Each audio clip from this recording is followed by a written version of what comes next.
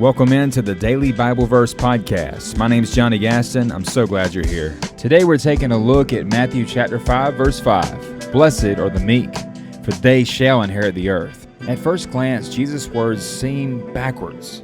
The world says that the strong take control, the aggressive get ahead, and the powerful inherit the earth.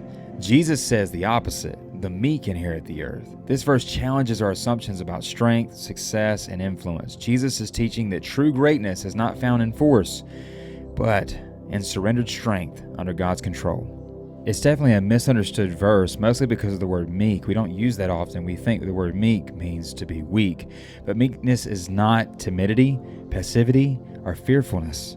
Meekness is humility before God, gentleness towards others, and strength submitted to God's authority. Jesus promises the surprising reversal. The meek will ultimately inherit the earth. This echoes Psalms chapter 37, verse 11, and points to God's coming kingdom, where the proud are humbled and the humble are exalted. It's deeply countercultural then and now. This is certainly a misunderstood verse, and mostly because of the word meek. It's not a word we typically use, but meek doesn't equal weak. Let's talk about it. I want to give you a phrase-by-phrase breakdown in just a moment. But first, imagine a mighty redwood forest. The towering trees that fight hardest for the sunlight, pushing and crowding out others, often have shallow roots and they're the first to fall during a storm. But the trees that grow more slowly, bending with the wind and sharing the light, sink their roots deep into the earth.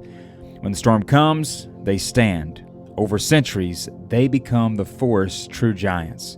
The meek are those deep-rooted trees. They don't claw for the top. They grow downward first in humility and trust. And in the end, the earth itself becomes theirs, strong, stable, and alive for generations. Simply put, when you think of the word meek, let's define it as strength under control. Okay, now for the breakdown. The first phrase, blessed are the meek. True happiness and divine favor belong to those who are gentle and humble. Not doormats, but those who refuse to throw their weight around even if they could. Meekness is power harnessed by love. The next phrase, for they. Jesus makes it personal. It's not abstract philosophy. It's the promise to a specific people who choose this path. Shall inherit the earth. The reward is staggering. The earth itself, God's good creation, becomes their inheritance. This isn't just going to heaven someday. It's about participating in the renewed creation where Jesus reigns. The meek don't grasp or seize. They receive it as a gift, what the arrogant try and fail to take by force. To summarize this, Jesus teaches that the path of true blessing and lasting legacy runs through humility and self-control, not self-promotion. The meek may appear to lose in the short term, but they win eternally because God Himself stands behind their cause, and God's upside-down kingdom, as it were, the last becomes first. In conclusion, in the Sermon on the Mount, all three verses that we've already gone over, Jesus really flips the world's script on things like power, success, and happiness.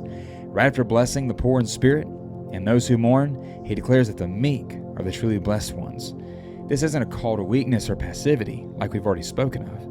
In its original Greek word for meek, praos, describes strength under control, like a powerful stallion that's been broken and now willing to submit to its rider. Jesus is painting a picture of people who possess real power, but choose humility, gentleness, and self-restraint instead of dominion.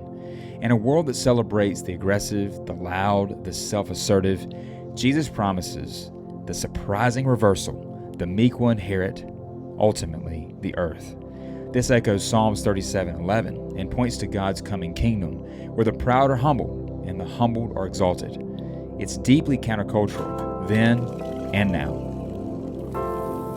If you made it to the end of the podcast, thank you so much for listening all the way to the end. It really means a lot to me, and it also tells these platforms, the algorithm, that this is something people really want to consume. It's a content that's worth watching to the end. By the way, I've had people tell me, well, the podcast is too long. Well, as you know, it's under 10 minutes. Do you know in a 12-hour day that if you can't give God at least 10 minutes, do you know what percentage that is? You are saying that you can't even give God 1% of your day. It's actually, if you do the math, in a 12-hour day, 10 minutes is 0.71% of your entire day. And so I am so grateful. People like you will take aside, whether it be your morning commute or your morning coffee or your afternoon lunch or maybe evening before you go to bed. I've heard different people do it different times, and that's great. I just wanted to encourage you. Please, if you will, pass the word for me. Let people know this is available for them, so that way others that need spiritual nourishment on a daily basis have access to it and know that it is available for them, especially those who have a super busy life. So I appreciate that. And I just found out recently I have pastors that listen to me. I have some worship leaders in different churches that are listening to me. So that means a lot to me, that I'm pouring into those who are pouring into others. That is a beautiful thing. If you ever would like to contact me or get in touch and make a comment or whatever, even if it's not on the platform, you can always email me. It's grandbaycoffee@gmail.com.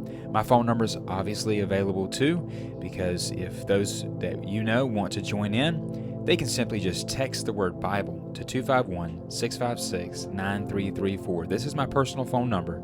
It's available for you if you have any questions or comments, or you want to throw some encouragement my way. I'll definitely take that. I'd like to leave you with a couple of my favorite Bible verses. Hebrews chapter 10, verse 24 and 25. Let us consider how we might spur one another on towards love and good deeds, continuing to meet together as some are in habit of doing, encouraging each other all the more as you see the day of Christ approaching.